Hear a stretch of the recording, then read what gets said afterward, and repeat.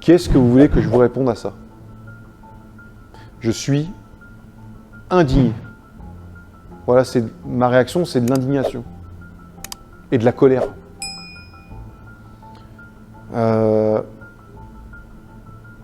l'indignation, je vais vous expliquer pourquoi. On est face à des fonctionnaires de police qui font ce métier pour aider l'autre et à qui on passe toute... Sur la gauche, là-bas. Enfin, c'est inhumain ce qu'on leur fait à ces gars-là. Et je sais parce que j'en fais partie. Vous savez, derrière cet uniforme, il y a un homme.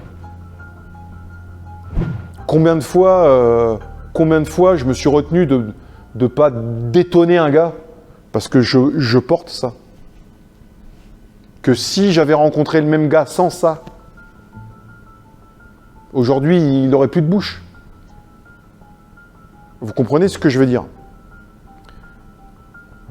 Moi, de voir des images de fonctionnaires de police agressés, lynchés, brûlés, vifs dans leur voiture, mais on est où là? Donc ça m'indigne, ça me révolte, ça me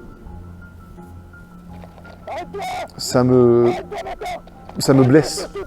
Ça me blesse parce que moi, je me rappelle des applaudissements dont on avait eu le droit après les attentats de novembre 2015. Et ça me blesse. Vous savez, une fois, je vais vous raconter une anecdote. Une fois, on a été appelé à Sarcelles. C'était à l'époque où il y avait eu une manifestation de supporters turcs là, qui voulaient en découdre avec la communauté juive de Sarcelles. Et quand on est arrivé à Sarcelles devant la synagogue, les gens aux immeubles nous ont applaudi, nous ont encouragés pour qu'on les défende. Et en face, on avait 200 individus avec des machettes, avec des couteaux. On a fait ce qu'on a pu. On avait un stock limité de flashballs, on avait un stock limité de grenades de désencerclement. On a été vite débordés, mais on a empêché un massacre ce jour-là. Bah, il serait passé quoi si on n'avait pas été là?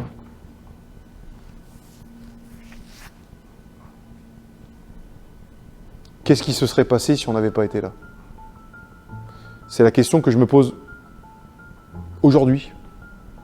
Jusqu'à aujourd'hui, c'est une question que je me pose.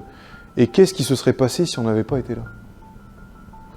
Donc vous savez, quand moi je vois des collègues qui sont agressés, lynchés, brûlés dans leur véhicule, ça me dégoûte. Ça me dégoûte parce que c'est facile de s'en prendre à un fonctionnaire de police en sachant que lui, il va pouvoir répondre uniquement dans le cadre de la légitime défense. Donc on s'attaque à un homme et à une femme qui jamais ne va avoir l'initiative du premier coup. C'est tellement facile. C'est dégueulasse. Voilà. C'est dégueulasse. Et les personnes qui font ça sont dotées d'un très grand courage. Donc comment vous voulez que j'appelle ça? C'est de la lâcheté. C'est de la couardise.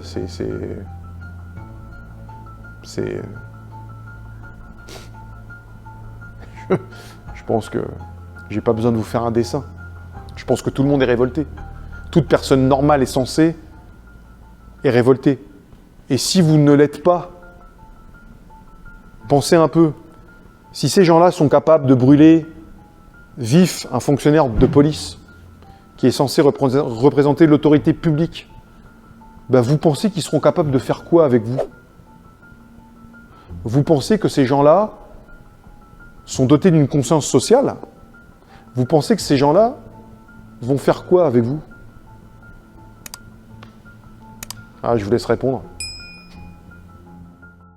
Ouais, priorité radio Bravo 3. Priorité radio Bravo 3 vient de prendre un mortier sur les effectifs, et pas de blessés.